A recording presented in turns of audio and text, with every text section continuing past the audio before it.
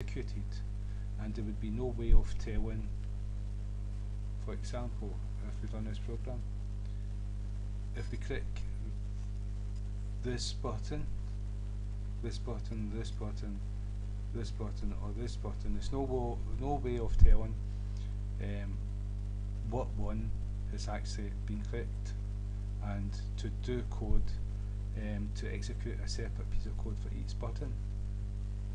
And so, but there's different ways of doing it, but the way it's set up at the moment, you can't do it. In the past tutorial I showed you two different ways, but by using the action event, which gets passed a parameter, we can actually use this to select which button was actually activated and what code to execute.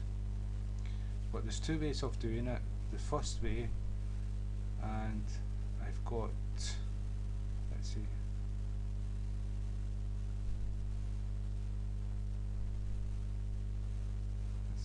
just a wee second, just have a wee look here. I think I've already set, yeah, I've set this one up here for the hello button.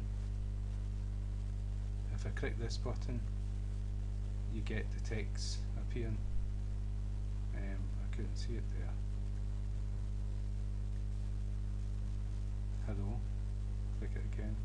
Hello. That's once. That's not a one. What we want here. That's. I've changed it and changed it again, and that's an old one. What we want to do is print out this here. So if I run the program again, click the button, and that's what you get.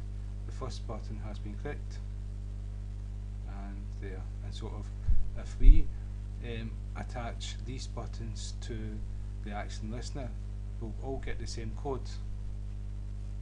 And I've shown that before, so we'll show it again. So we've got many buttons.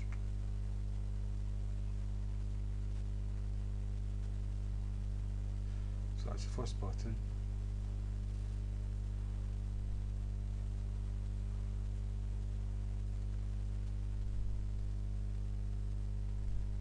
This is the second button. And so what if we do the second button, it's JB2 dot add action listener.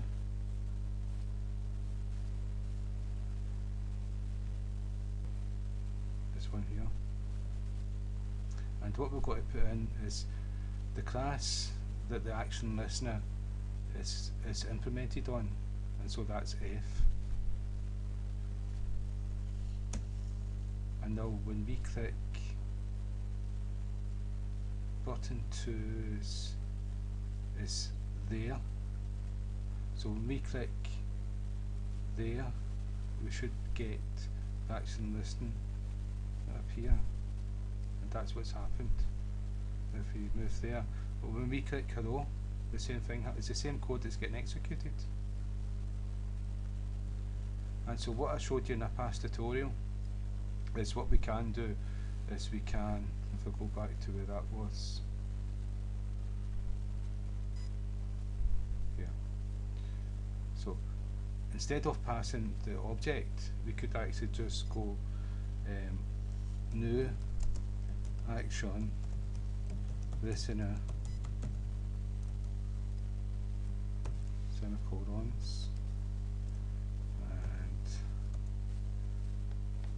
the open and close braces, and now it's public void action performed action listener, not action event E, and the code to implement it. Right, and it's something we've not done there.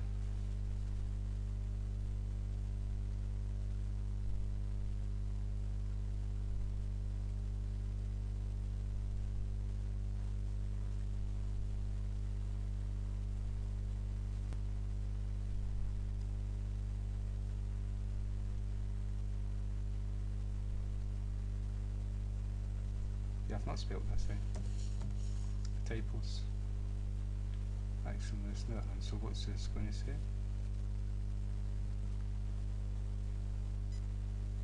Still not spelled it right.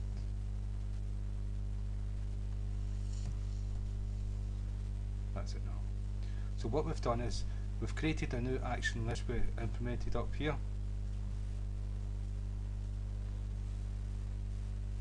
And we've implemented our own action performed. So what if our code goes in here?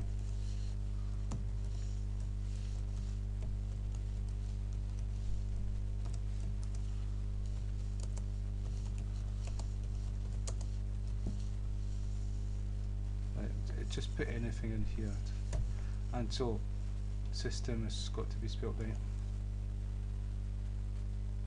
Right, so this button has got its own personal action listener. We've created a new object, so a new instance of action listener, and so that's expensive if we do that for every single button. Each one of these are going to take up their own memory space, but it works. And if I run the program, move this over here, click there, it just like that, click hello, and it does the other action performed. So, and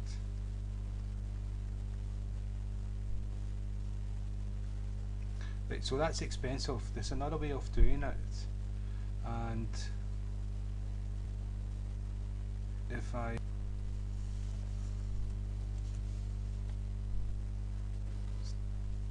put F, so we're going to use this class action listener, so there's only going to be one action listener in memory, which is going to be less expensive. And when we come down here, what we can do is we can use the action event, and so this will separate. I'll show you again. When we click hello, the code that's executed for this button will be the exact same code as for that button, and what we want is different code to be executed for different buttons. And so that's what I showed you with creating a new object of action listener, but there's a way of doing it without using up so much memory, and it's using this action event that's passed as parameter. And there's a command called,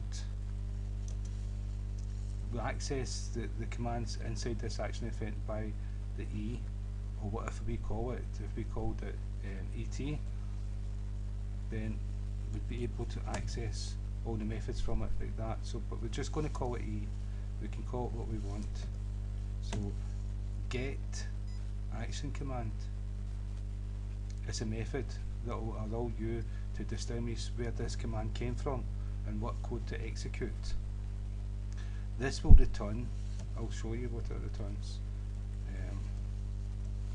If I system print out,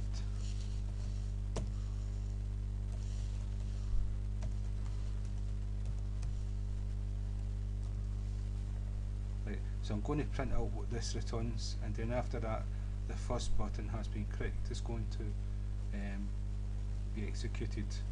So what we're going to do is run the program again, move this over so we can see, click hello, and so hello button was clicked. It returns the whatever the button is called is the command that is returned, and we can use this to distinguish between this button and that button. Now, why would you have two buttons in the same field with the same name? Obviously they would do the same job, so it's a good way to distinguish between the buttons. So if I click this one, it's the same command that's clicked, but it's returned the name of the button. And so that's how we can actually use this command to distinguish between the code. And so the way we do it is if statements. So if hello equals e dot get, I'm still inside the string, so equals e dot get action command, and start brace and end brace.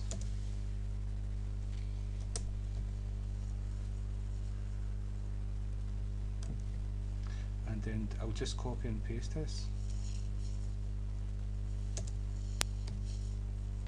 and we'll change that to there. And so if we click the hello button, this string will be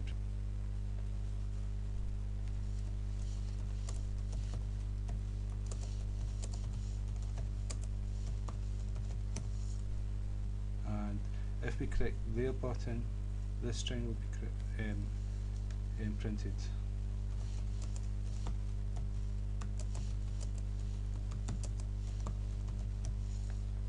Save. Run a program.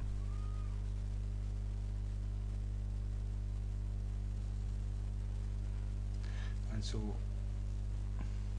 click the hello button. You clicked, I never spelled that right, it's drop to D.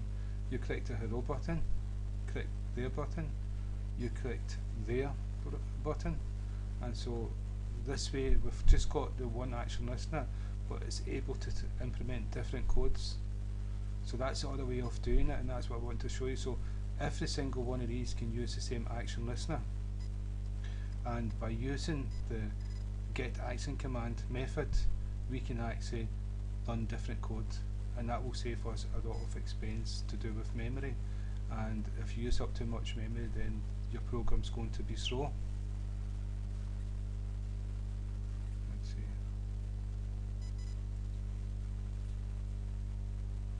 And what was this called? Uses. Yeah, that's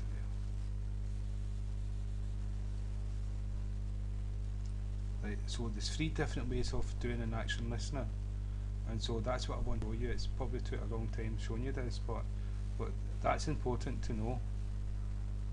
And the key to it is this method here,